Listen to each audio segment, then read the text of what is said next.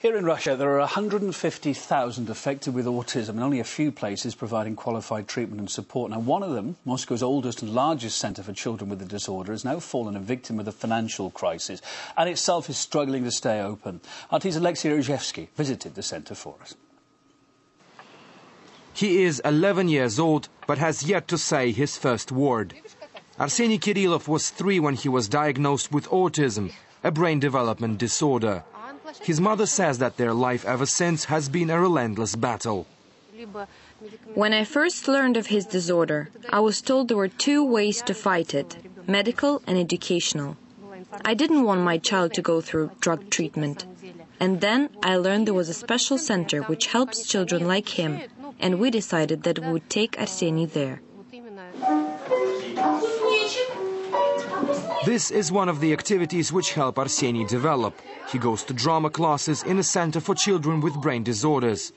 It's one of the oldest and largest of its kind in Moscow, with over 250 children getting everything from general education to specialized treatment. Yulia Zarubina has been working here as a teacher for 2 decades and says the center's experts know exactly what these children need. We have specialists of all types here. We take an individual approach to every child. Some children are very hard to help because they have problems in their families. That's why we also have the psychological help for their parents. The class where we interviewed Yulia holds a massive collection of pottery handmade by kids. Some of them are unfinished. The children left them here before the summer started, in the belief that they will complete their work later. For now, these walls are empty as all children are away on summer holidays. They're expected to return in September, but now everyone working in this center asks themselves a question: whether the classes will resume. The center's executive director says this year the Moscow government raised the center's funding. They're happy it happened, but clearly it isn't enough. For years they've been financed by private donors, mostly from abroad. But as the financial crisis gripped the planet, most of their sponsors withdrew their financial aid. And even though parents pay a small sum for their children's classes, it is simply not enough. Due to the credit crunch, some parents can't pay for their children's treatment. But these children need several more years of classes to improve their condition. And we will have to continue classes with them, even though we are in a critical financial situation, because we have moral obligations with these kids. The question is how long these obligations will continue. With only a week left until the classes are supposed to restart, it is about $25,000 short of what it needs. After 6 years of attending classes at the center, Arseny's condition has shown great improvements.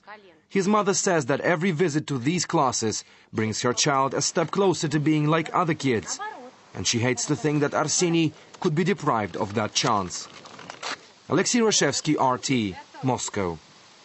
Yeah, it would be such a pity if that happened, wouldn't it? Well, joining me now in the studio is Ekaterina Lebedeva. She works at that centre. Thanks ever so much for coming in to see us this lunchtime. It's much appreciated. How serious is the situation there now? Are we really talking about the fact that if you don't get enough money, within the next week or 2, the doors are going to have to close? Is it that bad? Yes, and of course we can speak in this situation not only about 300 children and their families with special needs who get help in the center. We can tell about that a great laboratory of methods and methods of working with children with special needs will close and can be losing many things. And we made books, we teach specialists from other organizations to work with children with special needs. And of course we have a great base because we had experience about 20 years old. We have a jubilee this year. Yeah, such a long history, as I said, such a lot of expertise has been built up in this centre. It'd be such a pity if it did have to close.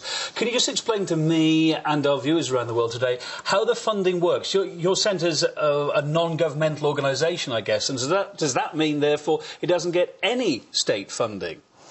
We have programs which we take part in some programs together with the state institutions. Sometimes we find a way to get grants for some of our programs, but mostly we live for donations, charity and foundations donations, and mostly parents in our country of children with special needs have no opportunity to pay themselves.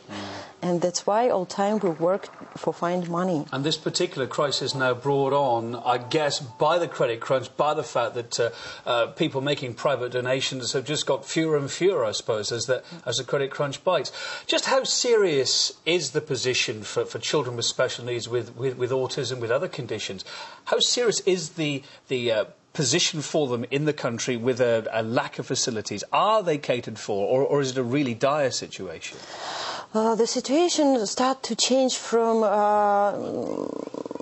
the poor situation when families sit home with their children only a few years ago.